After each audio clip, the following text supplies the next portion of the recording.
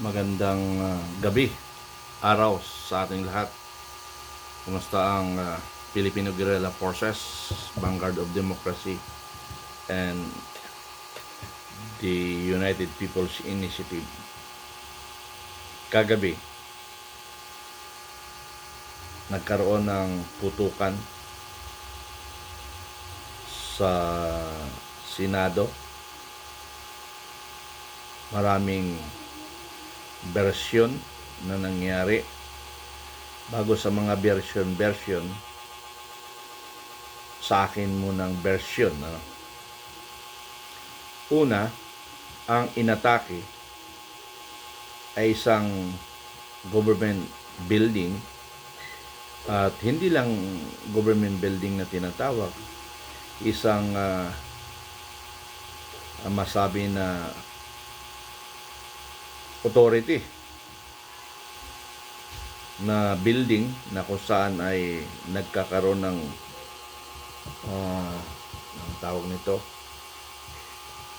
session ang Senado, at hinihintay nila yung transmittal ng impeachment.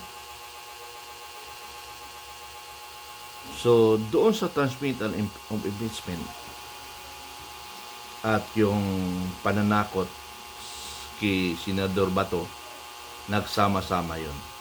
Now, ano ba talaga ang layunin? Pero balik pala ako doon sa isang government building, ang umatake, gobyerno rin. Dapat mayroong respetuhan, at alam naman nila ayon sa batas, tatlong branches ang gobyerno natin. Isa, executive.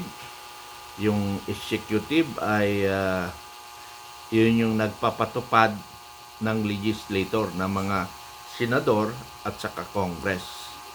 Sila ang nagpapatupad. Senado, Congress ang gumagawa ng batas, ang nagpapatupad. Isa na yung National Bureau of Investigation. Ibig sabihin, gumawa ng batas ng Senado at ipatupad ng otoridad tulad ng NBI. So, parehas equal branch sila ang power. Now, it because of that legal matters, kasi pag tiningnan mo, para sila legal eh. No? Now, kung ang isip mo one-sided, talagang yun lang talagang taging tama. Pero kung neutral ka, ibabalance mo ngayon. So, ang magiging decision mo ngayon will be referred to Supreme Court. Para ang Supreme Court ang magde-decide sino ang tama. Now, gustong ipilit ng NBI, ng executive, ipatupad ang batas. For what? It's because of power, it's because of politics. Mga gonggong kayo na sa gobyerno kayo. This is the first time in my life to observe this situation. Gago kasi yung presidente eh. Gago rin kayo eh. Pero ang nagpagago, nagpademonyo sa tao dyan sa gobyerno, yung malita na yan. Million of pesos, billion pa nga eh. Kaya kayo mga nasa gobyerno, tangin na naman. Ano bang pinag-aawayan nyo? Kapangyarihan? Nasa inyo ng kapangyarihan eh. Nasa inyo ng pera eh. Mga gago kayo. Ha? Gago kayo. Hindi ang Congress at saka NBI, dahil alam nyo naman nag-recess ang Senado, so dapat hinintay nyo na lang ang magiging legal action, legal matters, legal disposition of the situation. Now, kung hindi kayo magkaintindihan, hindi kayo magkasundo, let's bring to the Supreme Court. Mga bupol kayo, mga uhaw sa kapangyarihan.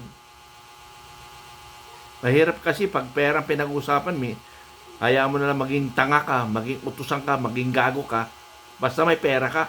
ganon ang mga taong mga demonyo. Ha? Mga demonyo kayo. Hindi kayo nagrespetuhan. It's because of politics. Politika kasi ito eh. At saka pera.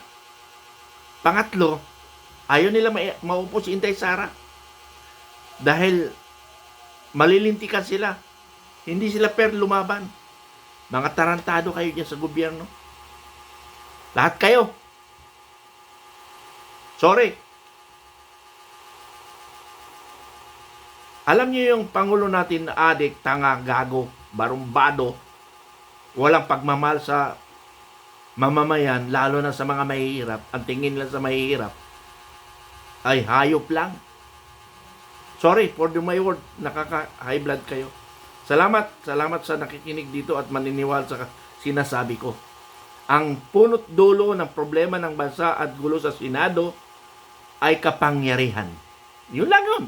At pera. Salamat.